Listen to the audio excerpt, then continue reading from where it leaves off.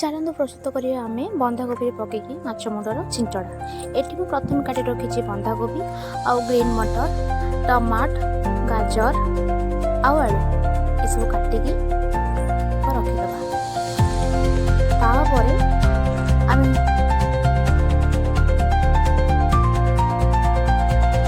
अदा रसुण लंका रखिछि ताकू मु ग्राइंडिंग कर दउछि।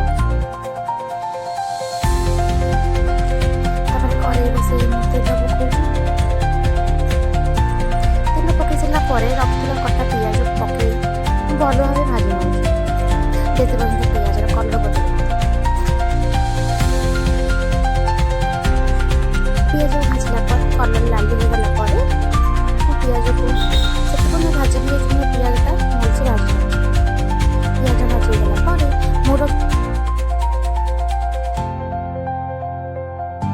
मोर रखिथिबा रसुण अदा लंकार पेस्ट को पकई नौचे। एठारे मु काश्मीर चिली यूज करना केवल लंका अदा और रसुण पेस्ट व्यवहार कर भलसे घाटी मसला को कसिया छाड़ दूची।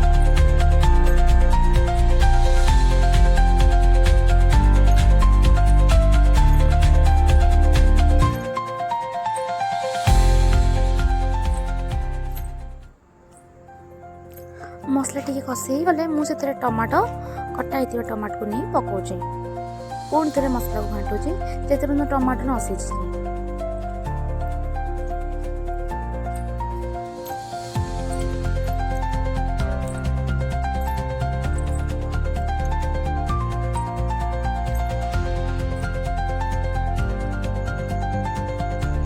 टमाटो सीझीगला मो मसला को देखी लुण पकाऊँ कारण मसला लुण पकड़े मसला सीझे से मसला लुण पकाए।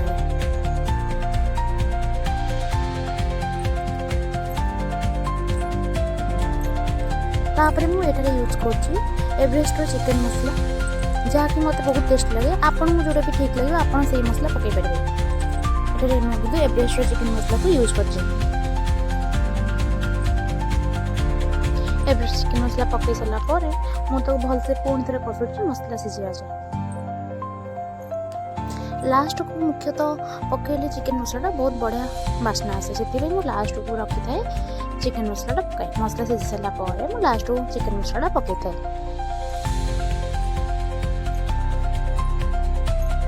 पकई सारा मुझे किसी समय पुणी एमती घाटी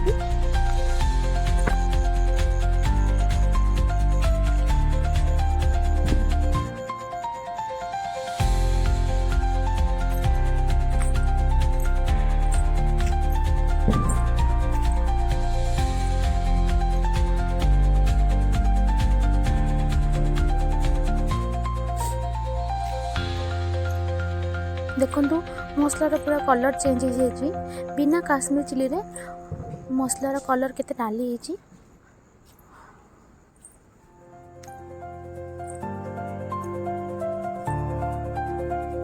बर्तमान मसला सीझी आसला मुझे रखि कटा गाजर को पकाऊँ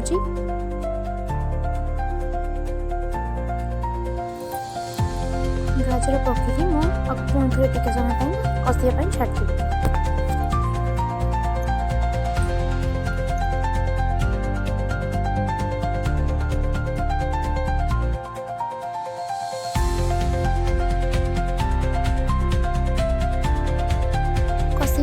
मु रखा आलू कटा को भी पकई दूसरी किसी समय कषिया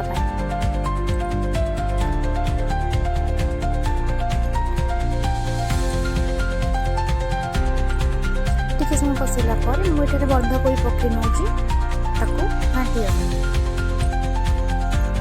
बंधाकोबी पकई सब तक भलसे कषाऊँ पुणी थे कषा जिते कोबी सीझेनि क्वांटिटी अनुसार हलदी लुण पकईकी पुणी थे मुझे घाटी नेबी। घाटी नेला किसी समय छाड़दे सीझापी मुझे गोड़े नहीं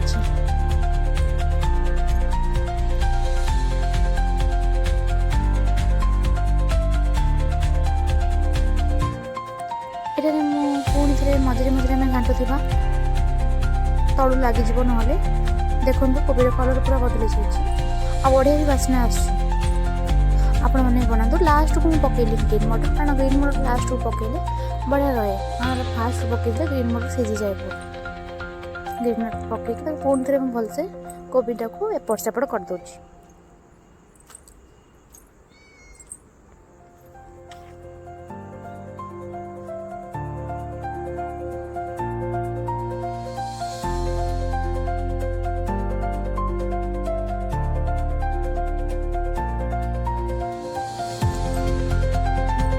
एपट सेपट कलापर रखि माछ मुंड को भाजी रखि माछ मुंड को लास्ट टाइम पकई दूसरी से कोबी पकई घाटी दूसरी भलसे एपट सेपट करके पुणी कि समय छाड़ दूसरी फुटाइबा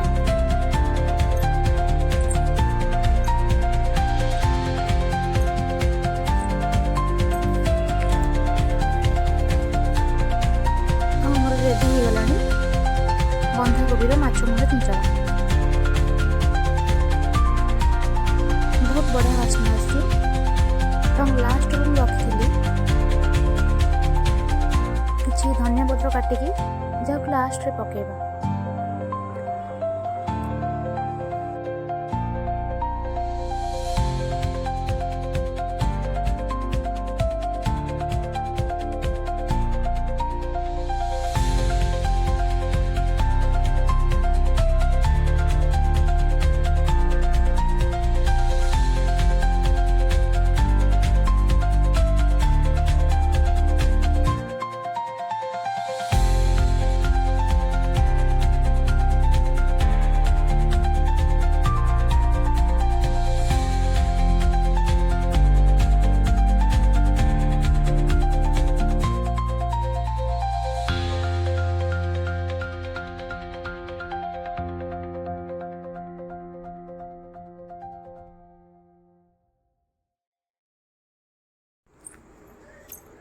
बर्तमान मुझे धनिया पत्र पकई नौ रेडी हो गला बंधाकोबीर माछ मुंड चिंचड़ा। आपण मैंने भी ट्राए करूँ करके घरे खातु बहुत टेस्टी लगुच।